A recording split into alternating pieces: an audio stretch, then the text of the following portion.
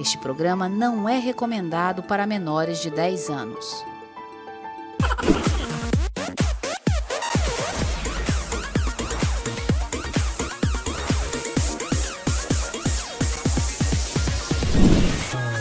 Oi, gente, tudo bom? Eu sou Juliana Mello e esse é Stories na TV. E eu tô aqui com uma convidada maravilhosa para falar sobre dependência emocional e relacionamentos abusivos. É ela, Denise Pérez, que é especialista, né, em filosofia clínica, em limpezas energéticas.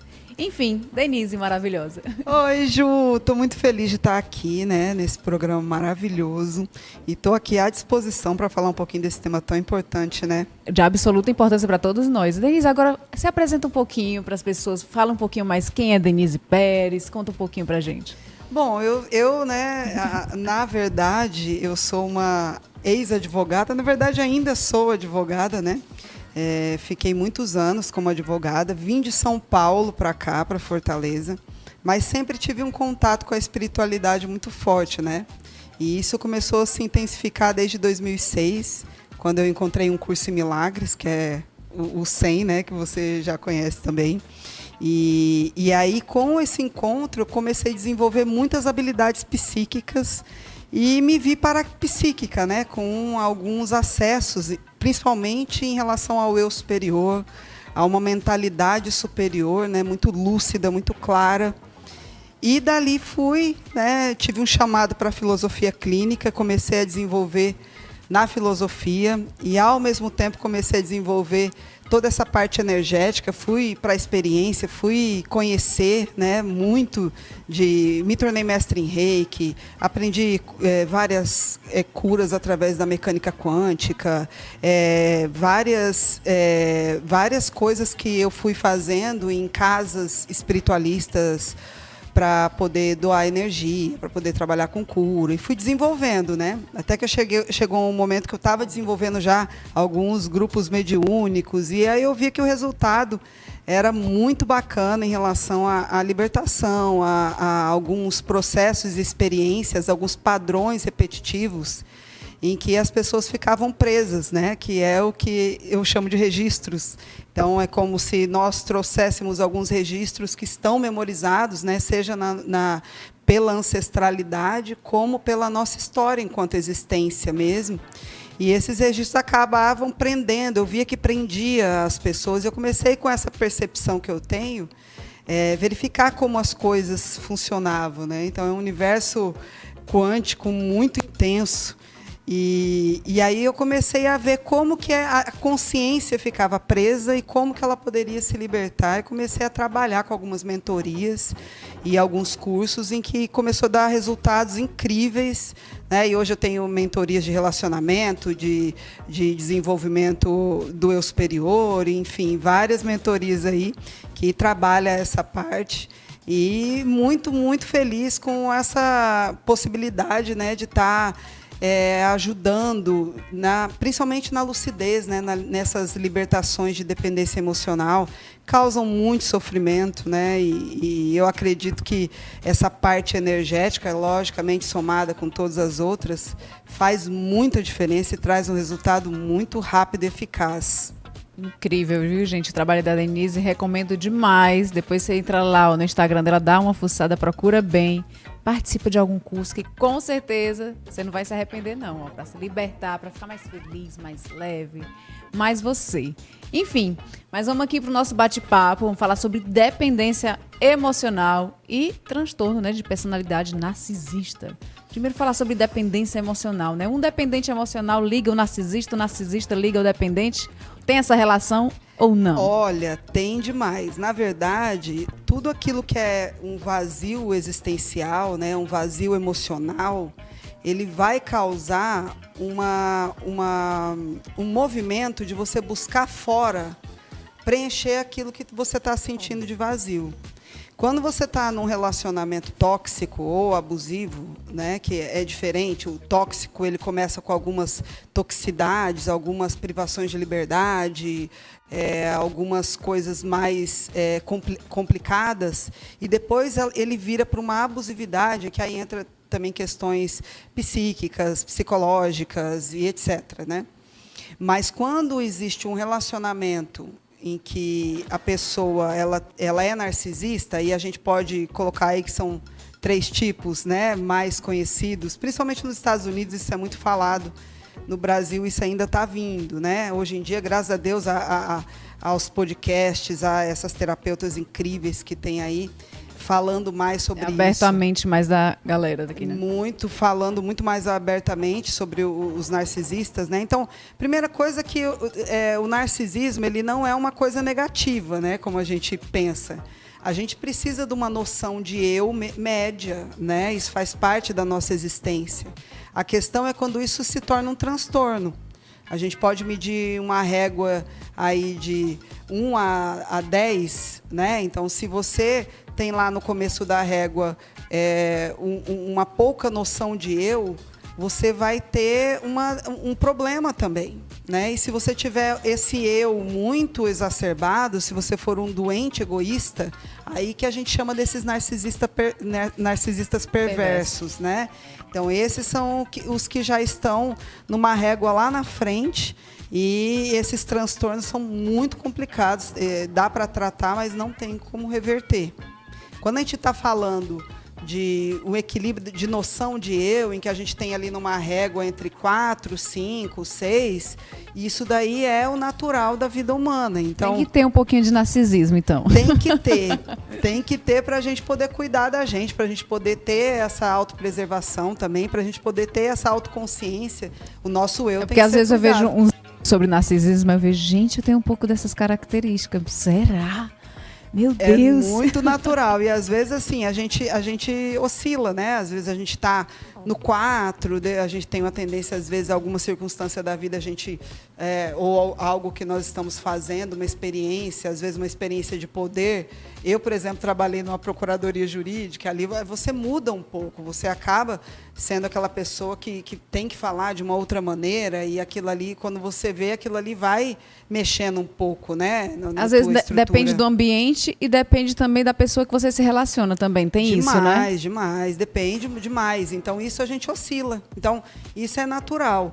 O que acontece é quando só existe esse eu. Tudo que eu faço, tudo que eu penso, tudo que eu quero, o outro não existe, ele que se lasque. Mas é assim, é numa ideia de que esse eu é a única coisa que importa. O que eu penso, o que eu quero, e eu manipulo e faço o que for por causa desse eu. E o outro sempre fica sendo um coadjuvante. E aí entra essa história da dependência emocional, porque o narcisista perverso, ele também tem uma dependência emocional em ser aplaudido, né? Em ser adorado. Então, tem até aquele filme que chama, acho que Fúrias de Titãs, que tem uma parte que é a guerra entre os reis e os deuses, né? E que os deuses estão muito irritados, que os reis estão dando trabalho. Aí um dos deuses fala, por que a gente não acaba com esses reis? Aí os deuses falam, mas quem que vai adorar a gente? Sabe? Então, isso é muito narcisismo. Acaba a graça, né? Então, assim, ele tem aquela alimentação que o outro dá, o dependente emocional, porque ele tem esse poder de a maneira que ele olha para essa pessoa dependente emocional faz essa pessoa se sentir vista. Sabe? É como se esse narcisista, ele entende tanto do eu, ele é tão perceptivo do outro, que ele consegue ser exatamente o que o outro imaginou a hora que ele quer. Aí depois que ele conquista, né? Depois que já está ali, já está vencido, aí ele relaxa e pisa como se fosse um grande teatro orquestrado, É um teatro. Então, e é tão interessante que esses que eu atendo é incrível, né? Porque eles, para cada uma, sabem exatamente o que é o sonho dela. Então, se aquela pessoa sonha em ser mãe, ter uma família, ele se comporta como o próprio homem, pai de família. só fala de valores de pai, de família, traz esse assunto, pesquisa sobre isso, fica falando que ela vai ser uma ótima mãe, que não sei o quê, e fala a mesma pessoa, o mesmo narcisista, quando ele está se relacionando, querendo conquistar outra mulher, e ela dá valor para a liberdade, ninguém me prende, ele já tem um outro texto dizendo, você vai ter o seu apartamento, eu vou cuidar de você, eu nunca vou te prender. Mas muda o texto da água para o vinho naquele encontro de manhã e naquele encontro à tarde. É o encantamento. Tem o encantamento e a sedução. Aí a gente já entra na parte das energias, né? Quando a gente vai falar de encantamento, a gente vai falar da pessoa que conta a história e faz o teatro que você quer ouvir. Então, a ideia que dá para o dependente emocional é que, caramba, eu encontrei a pessoa. A metade da laranja. A metade da laranja, que não existe. Não existe, né? Infelizmente, os contos de fadas fizeram isso. E a gente sabe, né, eu que trabalho diretamente com relacionamentos, que o relacionamento é uma escolha diária e é uma construção consciente e um conjunto, né, um trabalho feito por duas pessoas olhando para o mesmo lugar. Que vai te salvar da torre, né? Não, e ele oscila, e ele fica bom, e ele fica ruim. E aí você escolhe a pessoa de novo. Porque eu digo que a gente escolhe a pessoa com o lado luz e o lado sombra dela, né? E o que faz a gente permanecer na relação com essa pessoa, seja amizade, seja relacionamento afetivo com sexo, né? É que essa pessoa, mesmo tendo aquele lado sombra, o lado luz ainda conecta você e essa pessoa está com você para o que der e vier. Por mais que de vez em quando esse lado sombra faz falhar com você, você fala, cara, eu vou perdoar isso aqui porque essa pessoa vale a pena, né? Então, esse lugar de valer a pena, do outro realmente olhar para você, mas de verdade, não fingir que está olhando, sabe? De não te colocar em lugares que sabe que você não aguenta. Então, isso daí é o que faz a gente escolher as relações para permanecerem. Elas estão trazendo aí, porque relacionamento perfeito não tem, né? Não tem, nem esse negócio. Só no contos de fada mesmo. Só nos contos de fadas que termina no casamento, né? Porque se filmasse um pouquinho mais a gente entender. O povo já ia falar, não, gente, é só na festa mesmo que é coisa legal. Mas, assim, voltando aos narcisistas, né? Então, quando você vai falar do narcisista oculto, é aquele que fala pouco, o introspectivo. Aquele que fala tudo medido, sabe? Ele oculta as informações, pensa demais, simula muito na cabeça, mas ele só pensa em si mesmo. Esse eu, o seu sofrimento, a sua autopreservação está acima de tudo, né? E a história, a maneira que ele quer que as pessoas pensem dele, ele controla, ele encanta, então ele finge o tempo todo de bonzinho. Geralmente são aqueles good vibes, sabe? Aqueles que estão sempre com carinha de anjo, a galera do encantamento. Boa praça, né? Então é aquele que fala, pô, mas ele é tão legal. Todo mundo em volta fala, pô, mas ele é tão legal. Como que será? Tem certeza que você não está exagerando, né? Então, a pessoa que fala, né? E fala, não, mas vai achar que você é a vilã e ele sempre... O legal, né? Aquela coisa de ele ser... Você é a maluca, né? Você é a maluca, entende? Para a maioria das pessoas. Você está reclamando porque está reclamando de barriga cheia. Mas porque eles são encantadores. E eles, no convívio com todo mundo, os seus amigos se encantam com ele, né? Então, tá todo mundo... E vê que ele é o bom moço, é aquele... Só que o campo mental dessas pessoas é um caos.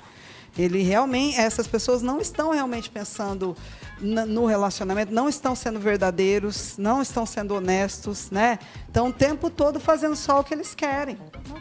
O que se passa na cabeça de uma pessoa dessa? De ter o que precisa, né? Tá muito ligado a ter o que precisa para chegar onde quer. Então, muitas dessas pessoas, né? A gente sabe que, energeticamente falando, para você abrir qualquer coisa, inclusive prosperidade, são as relações. A gente trabalha muito energia para abrir as relações, porque é através das relações que a gente evolui. Todas as relações, né? E quando a nossa energia está baixa, as nossas relações ficam bloqueadas. Então, a gente tem que fazer um trabalho para botar nossa energia lá em cima, para poder abrir tanto caminhos prósperos, como relações saudáveis, né? Relações felizes, enfim, que tragam experiências evolutivas e bacanas. Então, eles sabem que precisa de alguém, precisa, né, se relacionar com alguém, porque isso é um meio pelo qual vai chegar em algum lugar, né? Então, tem também a questão da família que cobra muito, cadê o relacionamento, da sociedade que cobra muito. Então, é algo que um meio, eles veem, o narcisista, ele vê como um objeto para chegar no lugar que eles querem. Então, se eles encontram o perfil de uma dependente emocional, que vai agir como eles esperam, como eles querem, que eles conseguem controlar, que eles não precisam fazer nada do que eles não querem, porque elas aceitam, eles ficam muito tempo nessas relações, esse narcisista oculto, né? O comunal é mais ou menos a mesma coisa, só que a diferença do comunal é que ele tem um viés de ser o bom samaritano, né? Então ele faz provas de caridade, ele mostra para todo mundo que está em volta que ele é uma pessoa praticamente canonizada. E tem muitas mulheres. É mais difícil de acreditar quem está fora mesmo. Não acredita. Mães narcisistas têm muito essa coisa do narcisista comunal. É uma coisa meio Carminha, né? É meio Carminha. Que tá lá rezando. Gente, a Carminha. Quem não lembra da Carminha, né? Tá lá rezando, mas lá dentro de casa é outra coisa. Só pensa em si mesma. Usa os filhos para poder também, como eu disse, usa as relações, né? Usa os filhos para se exibir. Esse meu filho é isso. Se o filho não faz o que quer, neutraliza o filho e a filha, né? Então é uma relação muito complexa, né? Então, mas são grandes pessoas na sociedade, são aquelas que são a primeira que faz a sopa da caridade, é a primeira que que está lá no Instagram dizendo que ajuda, dizendo que doou tudo e bababá. Então é aquilo mesmo. Bem, tu definiu bem com a Carminha, né? Fora ali, enquanto tem a foto, enquanto tem alguém olhando, agora dentro de casa, geralmente só servem aquele que é autoridade para elas, geralmente, né? Pastor, padre, o marido, a esposa que é mais brava e tal. Então, tem uma noção de servidão à autoridade. E o narcisista perverso, né? Que esse sim é um dos mais abusivos, pode até ser agressivo, que esse tem um quê de perversidade. Então, tem um certo prazer em enganar. Esse é o que a gente costuma ver nos casos policiais, né? Esse é o perverso que bate, que mata. Esses são os perigosos, né? Então, esses aí são os sedutores.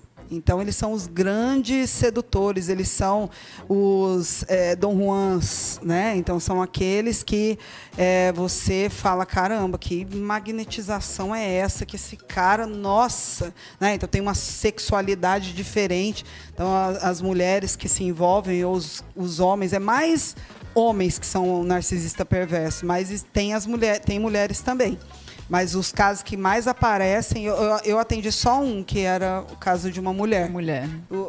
O resto foi tudo homem. Então, é o caso de que elas relatam, quando faço o corte, né, dessas relações, e tem que ser um corte energético, porque o problema é espiritual, principalmente. Tá vendo, gente? É espiritual, o problema gente. É mais embaixo do que a gente pensa. A mente dela, a pessoa não consegue, é uma lavagem cerebral, ela não consegue entender, morre de medo, acha que o cara ela vê o cara como ele colocou na cabeça dela, né? Eu ouvi assim de falar, não, mas não adianta eu entrar com um processo contra ele, porque ele vai falar para o juiz que eu saio à noite e chego depois das 11. Aí eu falo, meu amor, eu sou advogada, fui advogada de família. O juiz não vai nem ouvir uma história dessa. Vai, porque tudo que ele fala para as pessoas ouvem. Então, um negócio, é um lugar assim assustador. E é uma prisão mesmo, que é bem falado, assim, né? É uma prisão, é uma lavagem. A pessoa não vê saída, então ela precisa de uma força muito grande para entender, né? Então precisa de alguém que trabalhe com consciência para poder ver onde a consciência dela foi parar. E desmistificar, minha filha, vai matando coisa por coisa. Não, isso aqui não, isso aqui não, isso aqui não. E aí limpando, ela começa a ver, né? E aí ela começa a reagir. E nesses casos dos perversos, as pessoas quando estão de fora, né, às vezes julgam, falam, meu Deus, fulana, como é que não sai dessa relação? Como é que, se fosse eu, já tinha saído. As pessoas julgam, mas o caso é mais embaixo, como a Denise está falando. É espiritual, embaixo, né? É espiritual. E nesses casos é espiritual. A pessoa ela não consegue, a consciência dela é totalmente dominada por todas as ideias que ele foi colocando, ele foi criando historinha, implementando, a pessoa vive um roteiro que o narcisista perverso colocou. Então, você precisa ter um índice de lucidez muito grande para poder reverter esse quadro, né? Agora, eu digo assim, que de 10, foi 10. Porque todo mundo saiu desprogramado. Na mentoria Dona de Si, né, é aquela que nunca tem vaga, porque é aquela que de 10 são resolvidos. Agora, é um trabalho de resgate de consciência, porque a pessoa fica sem espiritualidade, praticamente. Ela não tem força espiritual, né? Essa espiritualidade, esse ânimo de vida, esse propósito de vida, esse eu maior que a gente vê para além de só comer, dormir e existir, esse anseio que a gente tem pelo eu maior, por Deus, por tudo, a pessoa apaga, sabe? Ela perde o brilho, ela é totalmente sugada por essas energias. E as energias são sexuais, né? Então, tanto que alguns dos casos, principalmente quando o caso é homoafetivo, olha que interessante, eles relatam muito que quando eles se libertam desses narcisistas perversos, é como se os outros caras que eles se envolvessem, eles não tivessem o mesmo tesão, não tivessem o mesmo desejo, o sexo não fosse tão bacana. Mas depois de terminar? Depois de terminar, porque esses narcisistas perversos, eles têm uma linha kármica de uma energia sexual muito pesada, sabe? Caraca, gente. Então é um negócio espiritual mesmo que vem com uma força tremenda. É demais. Então é como se a pessoa ela ficasse também dependente sexualmente da energia. Não é nem do ato em si, é como se só aquela pessoa fizesse a pessoa sentir daquela maneira.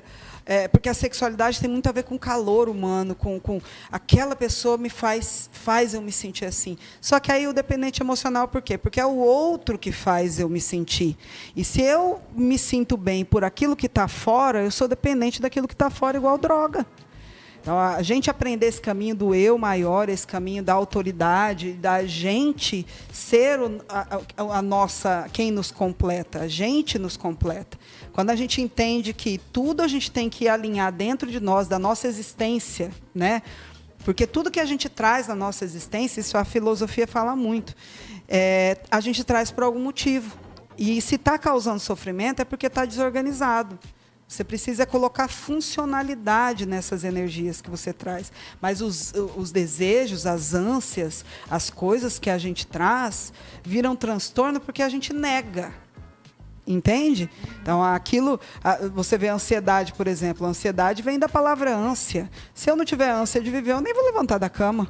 Não é? Verdade. A gente está falando disso ali. Uhum. Né? Então, a ansiedade ela também não é negativa. Agora, a partir do momento que ela vira uma ansiedade exclusivamente mental, porque tudo que eu quero pôr para fora, tudo que eu penso, eu cancelo e deixo aqui presa dentro da minha cabeça, tanto que nessa relação com o narcisista, o dependente emocional geralmente começa a apresentar a crise de ansiedade. Porque ele não tem voz, ele vai perdendo a voz, ele vai perdendo o seu jeito de pensar. Perde tudo, né? Tudo. E para tratar, é como se fosse um tratamento de um dependente químico também, tem que internar, tem que fazer o quê, né? Que uma pessoa dessa está perdida, a alma foi roubada, e aí? Primeiro, ela precisa entender que ela está num relacionamento abusivo, porque ela não sabe. Né? Ela sabe que ela está adoecendo, ela sabe que a vida está parada. A pessoa não tem noção. Não tem noção. Ela ainda está procurando ser melhor, porque o narcisista está dizendo para ela que a culpa é dela o tempo todo, porque ele manipula jogando a culpa no dependente emocional. Né? Então, eu não sou igual com você, porque você também não é mais a mesma. Você não é como era antes, você não... Tô vendo essa carinha aí, viu? Quem nunca passou por isso, que joga a primeira pedra. Não é, amiga? Então, assim, essa coisa da culpa, né, de que eu estou assim por sua causa. Aí a pessoa faz o quê? Ela tenta ficar voltando a ser quem ela era antes, para ele voltar a ser aquele maravilhoso que quando ela se encantou, ele era maravilhoso. E não vai voltar nunca mais a ser, né?